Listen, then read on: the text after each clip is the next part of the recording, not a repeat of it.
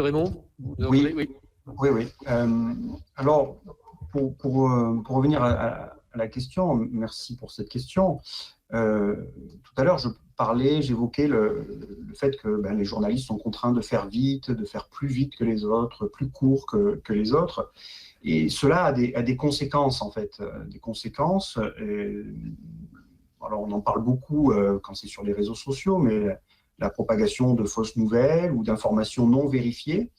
Et là, en l'occurrence, l'ARCOM, l'ex-CSA, pourrait avoir à sa disposition des moyens pour condamner, sanctionner financièrement ou pas, il faut voir de quelle façon, un média qui propage des fausses nouvelles, c'est-à-dire des nouvelles qu'il n'a pas vérifiées. On se souvient assez récemment de l'arrestation de Xavier Dupont de Ligonnès, ce n'est pas le cas, de l'attaque de Gilets jaunes d'un hôpital de la Pitié de Salpêtrière, alors ce ne fut pas le cas.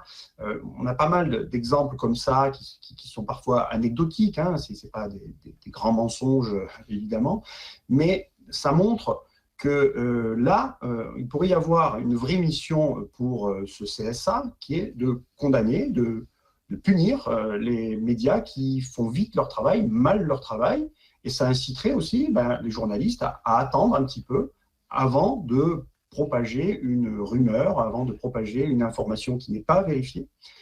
Donc voilà, ça me semble important. Le deuxième point, tout à l'heure, mon collègue en parlait avec la question, enfin mon collègue, monsieur Vescovaci en parlait tout à l'heure, à propos des ménages sur Canal+. C'est quelque chose d'assez répandu dans le monde journalistique, et même, on parlait du service public, France Inter, longtemps a eu des journalistes qui faisaient des ménages, étaient fortement rétribués pour aller animer des journées ou des soirées auprès de grandes entreprises. Je peux vous donner des noms, Isabelle Giordano, avant elle d'autres comme Stéphane Paoli, etc.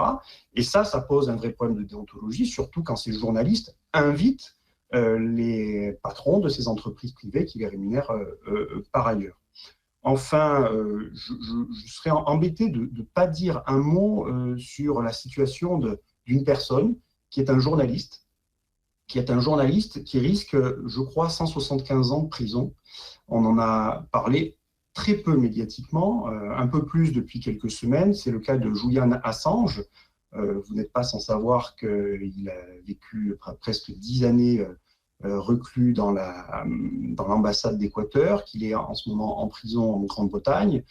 Et je suis assez surpris qu'il n'y ait pas de grande prise de position de la part de la France, ou d'élus français, alors il y en a quelques-uns évidemment qui commencent à le faire, concernant, oui, vous en faites partie, mais il y a certains, ça serait bien qu'il y ait beaucoup plus de prise de position en faveur de Julian Assange qui n'a fait que son travail, à savoir diffuser des informations. Alors, des informations embarrassantes, certes, pour une puissance alliée, mais qui sont avérées totalement vraies, pour le coup. On ne parle pas de fake news, et efficaces, puisqu'elles ont parfois eu des conséquences. Alors, je pense notamment au printemps arabe, hein, qui partent aussi d'informations sur les dirigeants à ce moment-là de plusieurs pays, en Égypte, en Tunisie. Voilà, donc ça me semble important que le cas de Assange soit aussi traité, puisqu'on parle de la liberté d'informer, de la liberté des journalistes, de la liberté de la presse. Là, on est bien dans une situation similaire. Il y a un article dans le Monde diplomatique qui dit « Et si Julian Assange avait été russe, comment aurait-il été traité si ça a été appelé Navalny, par exemple ?» Evelyne Renaud-Garabédian.